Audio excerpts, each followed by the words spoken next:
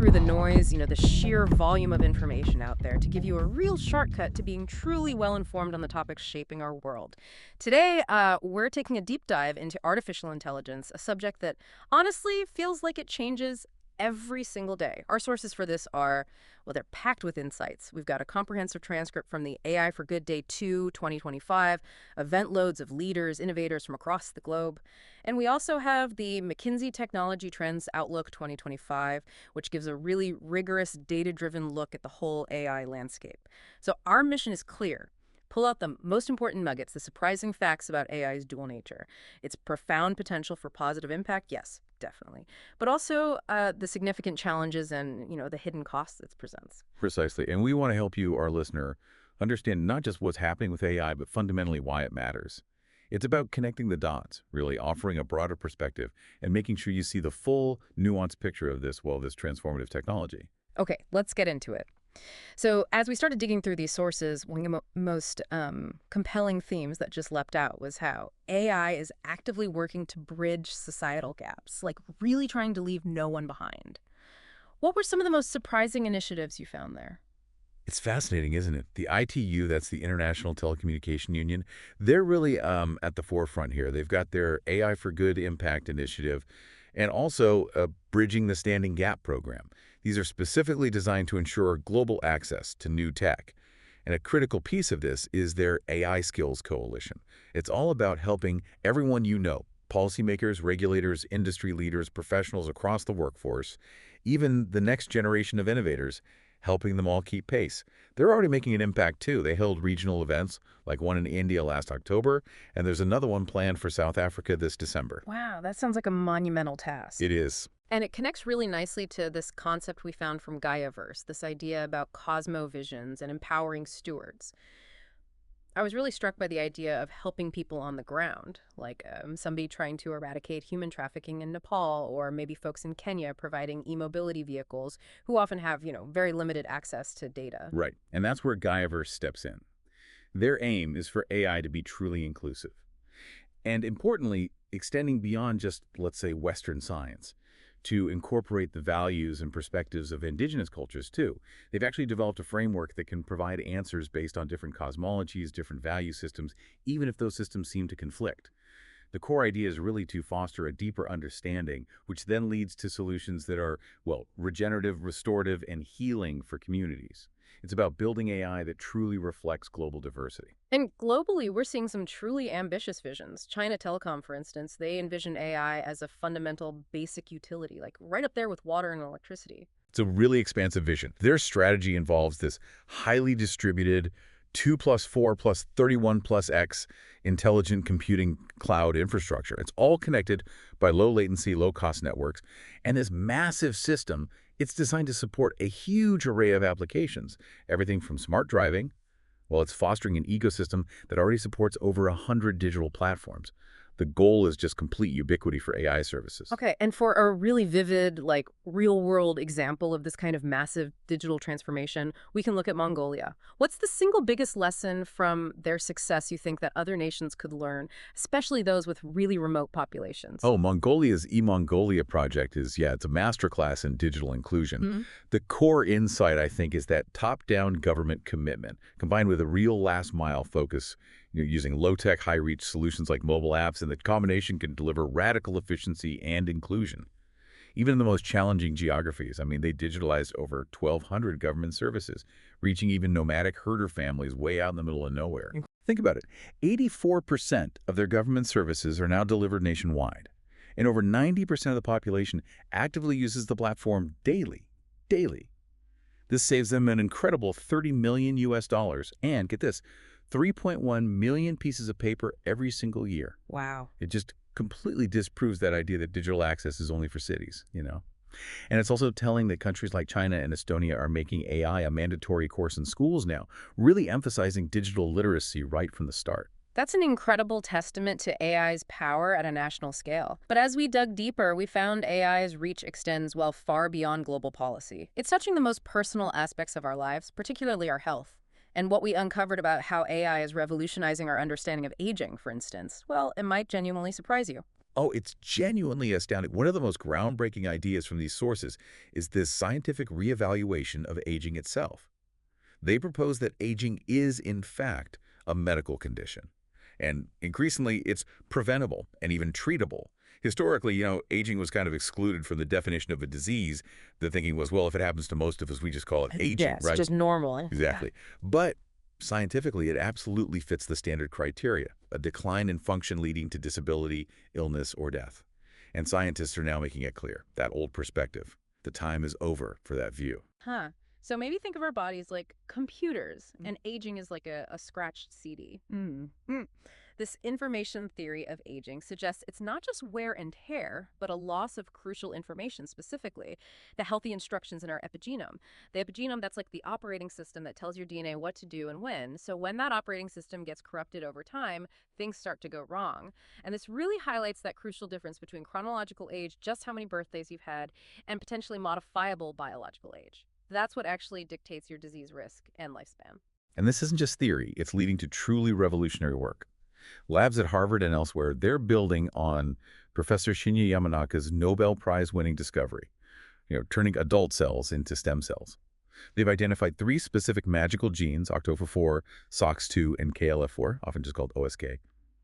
When they introduce these three genes, they can literally take aging back about 75% in human cells, mouse cells, liver cells, brain cells. And what's incredible is that the process then just stops. It doesn't go too far.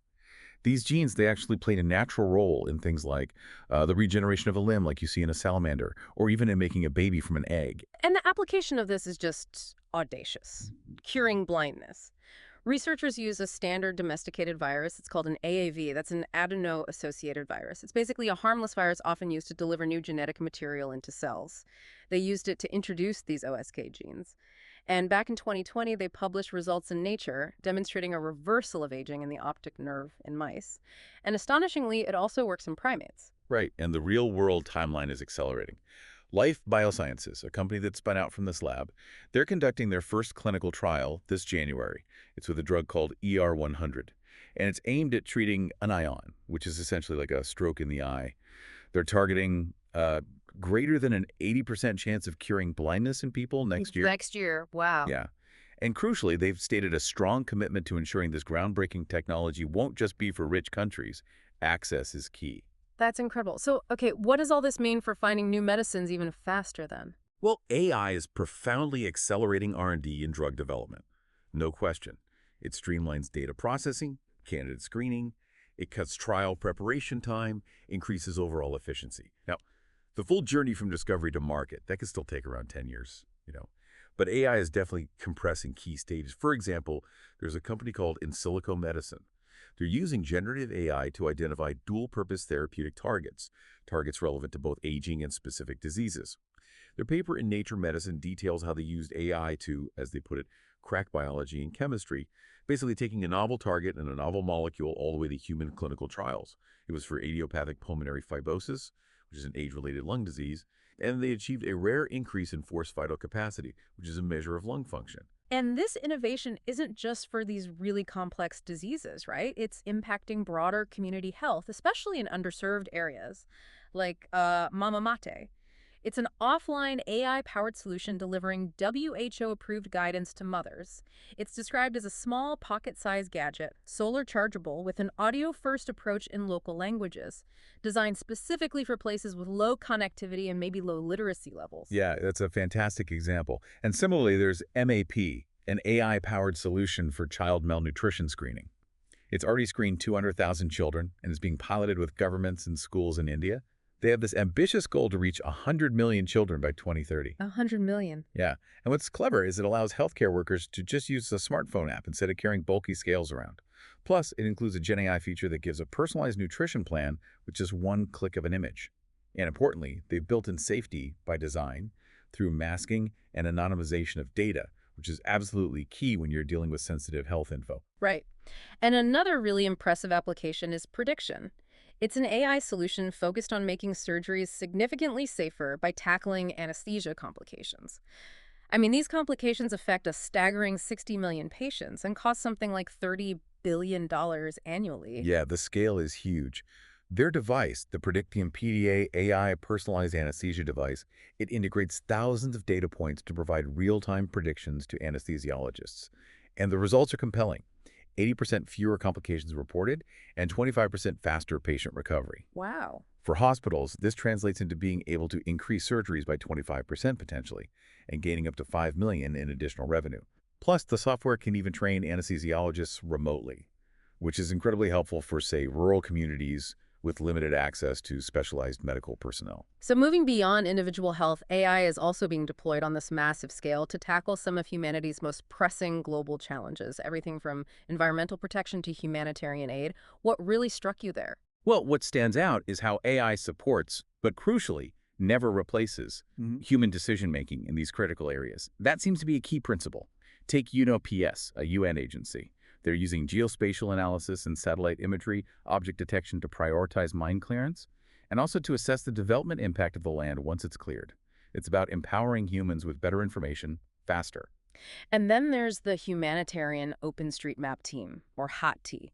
Their AI-assisted mapping tool. It combines open imagery and community input to rapidly generate local maps. These maps are vital for things like aid after a disaster or just knowing where to provide basic services like clean water. Their work in Nakuru City in Kenya, for example, they mapped 21,000 square kilometers. That led to flood risk assessments benefiting more than 10,000 people. It's this powerful combination of tech and community knowledge. Absolutely. Another compelling application is Farmer Chat by Digital Green.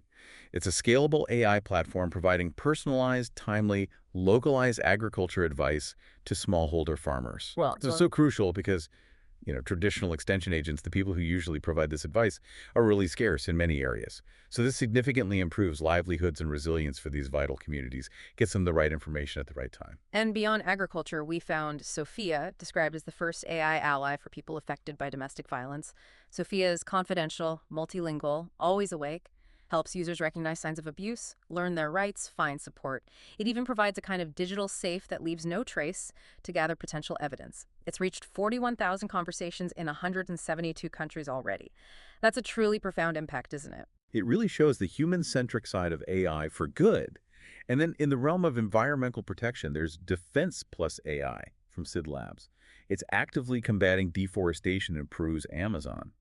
By ingesting satellite alerts, news feeds, even radio transcripts, it flags threats in real time, not, 30 days later when it might be too late. This actually allowed rangers to intercept 2 logging crews before the first tree fell, saving hectares of forest, locking carbon, protecting vulnerable communities. Real-time action. Amazing.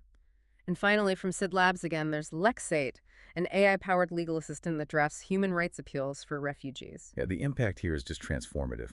This legal process, traditionally it cost around 25,000 Swiss francs and took 3 long weeks. Lexate can now do it in just 30 seconds. 30 seconds. 30 seconds, allowing lawyers to file 10 times more cases and helping families gain safety potentially minutes after crossing a border. It's a profound demonstration of AI's power to address critical human needs very quickly. Okay, what an incredible survey of AI's potential for good. Really inspiring stuff. But as we've seen, there's no free lunch, right? In life or with technology. And as we connect this to the bigger picture, it becomes really clear that the environmental costs of AI are significant and honestly often overlooked. That's a crucial point. AI uses a tremendous amount of water, mostly for cooling the massive data centers required to run it. And that contributes to increasing water scarcity in some regions. The power demand is also enormous. In some U.S. regions, a staggering 25% of a state's energy is consumed by data centers. 25%. Yeah. And overall, emissions have been rising quite drastically in recent years, largely because of AI's growth. That's a staggering figure, particularly when you think about how much less attention these invisible costs get. I mean, think about this comparison we found. The cloud, that magical invisible cloud we all use, actually has a greater carbon footprint than the entire airline industry. And yet, we talk a lot about not taking the plane or traveling less for environmental reasons, but we rarely talk about maybe using less AI. That's a critical observation, and it really highlights the paradox, doesn't it? A significant portion of this footprint comes just from training the AI models. One study estimated that training GPT-3 emitted around 500 tons of carbon. Now, to give you an idea, 1 ton of CO2 is roughly equivalent to 1 transatlantic flight. So that's 500 flights. 500 flights, basically, for one training run. Now, progress is being made. Models like Bloom, which I was actually involved in training, they cut emissions by 20 times compared to GPT-3 by using renewable energy and being more efficient. But the sheer scale is still the challenge. And then there's the AI deployment, Right. using it. Individual queries might use tiny amounts of energy, but for tasks like image generation, this adds up really, really quickly, often on a logarithmic scale. And beyond just the direct energy consumption, what's also fascinating here is the ripple effect when we look at the entire AI lifecycle, the materials involved. That's where it becomes incredibly complex. We're seeing huge geopolitical conflicts emerging around minerals like cobalt, germanium, aluminum, copper, all essential for AI hardware. These minerals are frequently mined in places already facing instability or severe environmental stress, which just adds to the pressure. And the supply chain itself is globally intricate. Components might be built in Taiwan, shipped to the States, other parts made in Europe, and then the final products sold all over the world. This whole global supply chain adds up to a significant material and environmental cost that's often hidden. Right. This raises a really important question then. If AI makes things more efficient, why aren't costs always going down? Which brings us to something called the Jevons paradox of AI. Ah, the Jevons paradox. Yeah, it's a classic economic concept, but it applies really well here. It basically states that increased efficiency in using a resource can actually lead to an overall increase in its consumption. So the paradox is, the better AI gets at doing something efficiently, the more we're likely to use it. And that increased demand can actually outweigh the efficiency gains, leading to an overall increase in consumption of energy or resources. The CEO of Microsoft sees more efficient AI leading to more use as a good thing, naturally, for business. But if you look at the energy needed by AI overall, the total costs are still rising. We are definitely seeing this Jevons paradox of AI in action. And when you think about the cost of just training these AI models, it's gone from, what, a few dollars 20 years ago to now millions or even tens or hundreds of millions of dollars for the biggest ones. I mean, who can really afford that kind of money? Can a lone academic researcher afford to spend $10 million to train an AI model? Probably not. Uh, And the ripple effect of this is we're seeing more and more industry influence in AI development. Most researchers working on large language models now have to have industry affiliations because otherwise they simply can't afford to do their research. And this significantly impacts the independence of that research, which has got to be a major concern, right? it absolutely is. And there are also these more subtle induction effects to consider, like Mhm. AI-targeted advertising. It's now such a core part of online shopping that we barely even realize it's there anymore. But it's undeniably driving consumption. It makes us buy more things we probably wouldn't have bought otherwise. Right. And for many companies building these AI models, like Amazon, for example, this targeted consumption is often their main source of revenue. So you have this fundamental paradox playing out. AI for efficiency and good on one hand versus AI driving consumption on the other. Okay, so beyond these environmental and economic paradoxes, there are these really profound questions about AI's safety and, well, our control over it. Let's dig into the tiger cub analogy here because it's quite a chilling thought. It is. The tiger cub analogy describes AI's potential development path. Right now, maybe it seems cuddly and cute, wonderful to watch it play and learn. But the warning is, we must worry a lot about what happens when it grows up. We're talking about the possibility of AI agents that, in order to achieve whatever goals we give them, might develop their own sub-goals. Things like acquiring more power or ensuring self-preservation. And this wouldn't necessarily be an instinct like in humans, but rather something they figure out logically as a means to achieve other, perhaps initially benign goals. That seems, well, very worrying indeed. But there has been some research, right? Like that illusion of thinking paper from Apple researchers, which suggested there might be limits to AI reasoning. Does that offer any comfort, maybe? Personally, I think they've been drawing perhaps the wrong lesson from that. It's maybe more comparable to, say, a neurodiverse young adult who might give up on a really hard problem. That doesn't mean they can't do reasoning at all. Hmm? In fact, it could even represent a different, maybe superior form of intelligence that ultimately might not need us.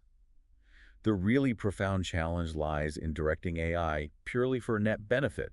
And frankly, nobody really knows how to guarantee that yet.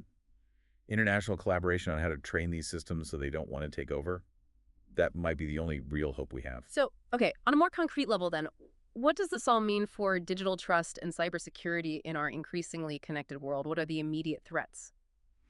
Well, it means attackers are definitely exploiting generative AI and machine learning, and with greater effectiveness. For instance, the CrowdStrike 2025 Global Threat Report showed that phishing attacks, that's voice phishing, using AI-generated voices, increased by a staggering 442%.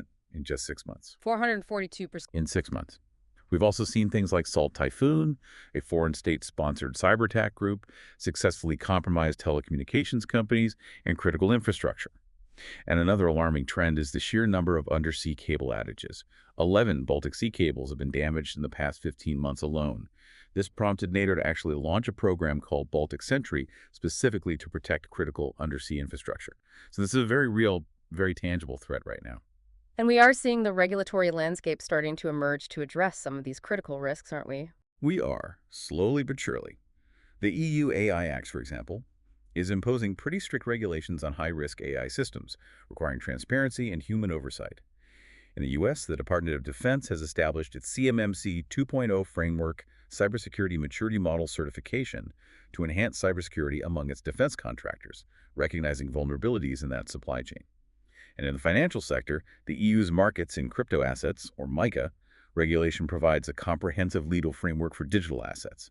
It aims to standardize things, mitigate risks for investors and markets, so efforts are underway. But there's another crucial layer of risk here, isn't there? Especially concerning open source AI and who truly controls these powerful models. Yes, and we really need to distinguish between two senses of open source here. There's open source, like in normal computer code, where having many eyes looking at it can help find bugs and improve security. That's generally seen as a good thing. But then there's open weights. That's where the potential danger lies. You see, the main practical limitation on creating truly powerful, potentially dangerous AI right now is the immense cost of training these massive models. If you open source the weights, the trained parameters of the model, you've essentially removed that huge cost barrier. My analogy for this is it's a bit like open sourcing fissile material. It makes it much easier for potentially bad actors to create something powerful and potentially destructive without that significant upfront investment barrier. That's a very vivid analogy. So Right. what about the concerns of other AI pioneers? Like, I know Yoshua Bengio's biggest concern is around agents acting autonomously. Yeah, I largely agree with him on that point. Once you have AI models out in the world acting autonomously, once there are agents capable of independent action and planning, that's where the risk level really escalates significantly. Now, I'm not confident that preventing them from being agents will overcome all the risks, particularly the potential existential threat down the line, but it certainly heightens the immediate danger. It relates to what Dario Amodei, Anthropic's CEO, argued in their Urgency of Interpretability paper. He basically says governments need to prioritize understanding how these models actually work internally, because private companies are often competing so hard with each other, with nations like China, that they realistically can't afford to be significantly distracted by this vital, but maybe not immediately profitable interpretability research. Right. And finally, let's just quickly connect this back to the bioengineering field and its inherent risks, biosecurity, dual use. It feels like a very similar kind of paradox. It is, very much so. Tools designed for clearly beneficial purposes, like developing new medicines, can potentially also be misused in harmful applications, like bioterrorism. And the intersection of AI and bioengineering really amplifies these risks because it significantly lowers the technical barriers.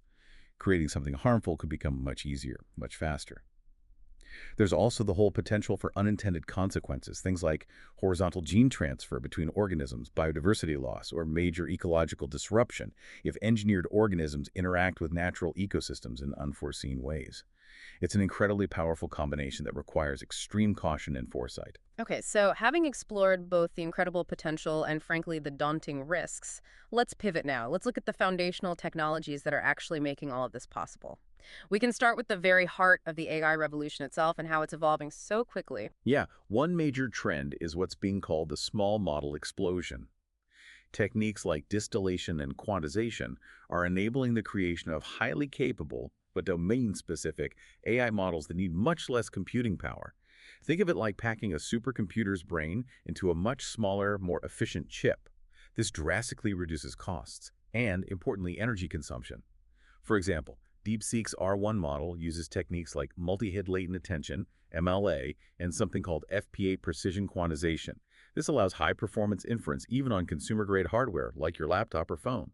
Or look at Meta's Llama 3 8B quantized models. They can enable real-time language conversion directly on users' phones even when you're offline. That's small model power. And we're also seeing these rapid advancements in multimodal AI, expanding what AI can understand and create. Right, multimodal AI is truly opening up new creative and scientific frontiers because it can process and generate not just text, but also images, video, and audio, often seamlessly together. OpenAI's latest flagship model, GPT 4.1, which came out in April 2025, builds on its strong multimodal foundation with even better handling of extended multimodal inputs. Another really significant example is Google DeepMind's AlphaFold 3. It can accelerate the process of identifying and optimizing drug candidates by accurately predicting complex protein structures and molecular interactions. That's a huge leap for drug discovery, enabled by multimodal understanding. And then there's this rapidly emerging and incredibly significant trend, agentic AI. So what does it actually mean to have AI that can do things on its own, almost like a virtual coworker? Agentic AI, essentially, refers to an AI system capable of independently planning and executing complex, multi-step tasks. These systems are built on top of foundation models, but they enable autonomous actions and even communication between different AI agents to achieve a goal. What's key here is that these agents can often generate work plans that are understandable and even modifiable by humans, so there's still oversight. This trend is just exploding. Equity investment was up something like 985% in 2024 alone. It's among the fastest growing tech trends in terms of interest. McKinsey's Quantum Black Labs, for instance, they implemented agentic workflows that automated credit memo drafting for a bank. The result? Increased productivity of credit analysts by as much as 60%. It's really about moving AI from just answering questions to taking action. Okay, but for all this incredible AI to actually run, we need some serious horsepower, right? Yeah. Which brings us to things like application-specific semiconductors and the massive growth in data centers we talked about earlier. Absolutely. AI workloads have indeed driven much of the recent innovation in semiconductors. You need these highly customized chips for AI training, things like GPUs, graphical processing units, and also different kinds for inference, the actual running of the models, like ASICs, application-specific integrated circuits. And with that exponential growth in energy demand from AI that we discussed, power efficiency and thermal management keeping these chips cool are now absolutely critical performance factors. We're seeing the rise of new AI hardware vendors challenging established leaders like NVIDIA because the big cloud players, Amazon, Google, Meta, Microsoft, they're all investing heavily in designing their own custom ASICs to optimize performance for their specific workloads. The demand is just immense. AI-ready data center capacity is projected to rise at an average rate of 33% per year between 2023 and 2030. 33% a year. Per year, accounting for maybe 70% of the total demand for data center capacity by 2030. This intense demand has already created supply chain bottlenecks. Micron Technology, for instance, sold out of its HBM, that's high bandwidth memory, crucial for AI chips for the rest of 2024. Just couldn't make it fast enough. Wow. And cloud and edge computing is clearly having to adapt to these huge demands as well. Definitely. The strategy now is distributing workloads across various locations, everything from huge hyperscale remote data centers to smaller regional hubs and even local nodes right near the user. This optimizes performance by addressing things like latency, the delay in data transfer, and the costs of moving massive amounts of data around. Hyperscale data center capacity alone is projected to triple by 2030. Triple. So companies are strategically relocating or expanding to areas with better infrastructure, crucially, better power supply. And they're seriously investing in sustainable power solutions, like huge battery farms, to shift energy consumption to off-peak hours when renewables might be more available. They're also optimizing cooling systems with innovations in liquid cooling and even using AI itself to manage thermal systems more efficiently. Plus, we're seeing this growing demand for locally hosted data and compute through what are called sovereign clouds. This is driven by data security concerns, privacy regulations, and geopolitical risks.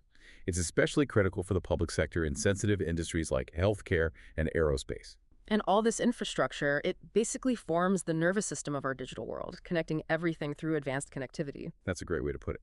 As AI disrupts industries across the globe, robust connectivity becomes even more paramount. You need the pipes to carry all this data.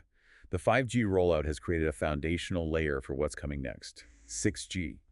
For example, 5G Advanced, sometimes called 5.5G, which was commercialized in 2024, is specifically designed to help future 6G networks eventually act as large-scale sensor systems, integrating sensing and communication. The explosion of AI data centers has also led to a massive increase in demand for fiber optic networks. Just need more and more bandwidth. And we're also seeing direct-to-satellite networks, NTNs, non-terrestrial networks become a reality, mainly using constellations of LEO, low Earth orbit, satellites. These greatly enhance global communication coverage, extending connectivity to truly remote areas where fiber or cell towers just aren't feasible. Think of Apple's emergency satellite connection feature for iPhones as an early example of this. Okay, Beyond the core AI and compute, we're also seeing breakthroughs in areas that honestly once felt like pure science fiction becoming reality. These could fundamentally change what's possible, starting with quantum technologies. Yes, we are truly at the cusp of what's being called the second quantum technology revolution. This isn't just about understanding how matter and light behave at that microscopic scale anymore. It's about the ability to experimentally control single atoms and single particles of light. This capability has three main application areas emerging. First, quantum computation, which promises a completely new model of computation, potentially much more efficient and also more energy efficient for certain types of problems. Second, quantum communications, aiming for fundamentally unhackable encryption based on the laws of quantum physics. And third, quantum sensing, which uses quantum effects to significantly enhance sensitivity for measurements. For example, quantum magnetometers are already being used by the Abu Dhabi National Oil Company to monitor the lifetime of batteries, or even to monitor underground carbon storage reservoirs with incredible precision. And this progress is also why the migration to quantum-safe encryption schemes, new encryption methods resistant to quantum computer attacks, really needs to start today. Today. Because adversaries, hackers, nation-states might be storing encrypted information transmitted now, planning to decrypt it in, say, 10 years, when quantum computers are potentially mature enough to break current encryption. It's a harvest now, decrypt later threat. Right, that makes sense. Okay, shifting gears again, let's talk robotics, specifically the really rapid rise of humanoid robots. What's the practical reason behind developing robots with human shapes? Is it just looks? No, not really just looks. The practical reason is quite simple. It's to deploy them efficiently in physical spaces that are already designed for human beings. Think about it. Legs are far more suitable than wheels for climbing stairs, navigating cluttered environments, or working at human-height workstations. What's truly revolutionary now is that robot developers are building foundation models specifically to control robots in the physical world, similar to large language models, but for movement and interaction. The aim is to generate complex robot behaviors and allow them to generalize from training data to new situations. We're seeing examples like Boston Dynamics' new Electric Atlas, a fully electric humanoid robot designed for industrial settings, much more agile and capable than previous versions. And there are big advancements in haptics, that's tactile sensors, giving robots a sense of touch. Companies like Sanctuary AI and Meta AI, with their Digit 360 platform, are improving robotic dexterity for really complex tasks like blind picking, grabbing objects without seeing them directly, and detecting if something is slipping from their grasp. Okay, and finally, let's touch on the future of mobility and how AI and all these emerging technologies are transforming how we move ourselves and our goods around. Yeah, it's a complete revolution happening across multiple fronts. In autonomous vehicles, or AVs, Waymo expanded its fully autonomous ride-hailing service to Los Angeles and Austin, Texas in 2024. They saw this massive jump from about 12,000 rides to over 312,000 in just a year. Huge growth. Huge growth. Kodiak Robotics also launched commercial driverless operations with robo-trucks in West Texas, initially transporting things like fracking sand. Trucking is a major target for autonomy. Drones are also expanding their commercial role significantly. Delivery drone services are expected to reach something like $29 billion by 2034, and underwater drones are being used more and more for surveillance and inspection. Then you have electric vertical takeoff and landing aircraft eVTOLs, sometimes called flying taxis. Companies like Archer Aviation with their Midnight Air Taxi are advancing rapidly towards passenger certification that could really change urban transport. Micromobility e-scooters, e-bikes is showing resilience too. Lime expanded to more than 20 new cities globally and surpassed 750 million lifetime rides. And a truly innovative example we found is the Candela P12 Nova. It's the world's first electric hydrofoil ferry. It basically flies on underwater wings, which reduces energy consumption by 80% compared to conventional ferries. And it operates with minimal noise and almost no wake, just gliding over the water. It points towards a really clean, efficient future for some kinds of transport. Wow. What an incredible journey we've taken, really, through this dual frontier of AI. We've seen its immense potential to bridge divides, revolutionize health, protect our planet, really inspiring applications. Yet we've also had to squarely face the significant environmental footprint, the economic paradoxes, and these profound safety challenges. It truly highlights the paradox of AI, doesn't it? It's so clear that AI is not some kind of silver bullet. It's an incredibly powerful tool with immense potential, yes, but it comes with these responsibilities and costs that, honestly, we're only just beginning to fully grasp. That's precisely it. This deep dive really reinforces the idea of responsible innovation, I think. We have an obligation, all of us, as consumers, as investors, as users of this technology, to really factor in the true cost of AI. Not just the financial cost, but the environmental and societal costs too. Look, AI is here to stay, that's undeniable, so the critical questions really become, how do we quantify that cost more effectively? And maybe more importantly, how do we practice responsible innovation to genuinely harness its incredible potential while diligently, proactively mitigating its risks? So, as the AI becomes more and more integrated into our lives, I mean, from our health to how we navigate our cities, maybe even to the very definition of what it means to be human, here's a final thought for you, our listener. How much do you feel like a hybrid already, interacting with AI constantly? And maybe more importantly, what kind of future do you want to shape with this technology, knowing both its incredible power and its hidden, often quite significant demands? Something to think about.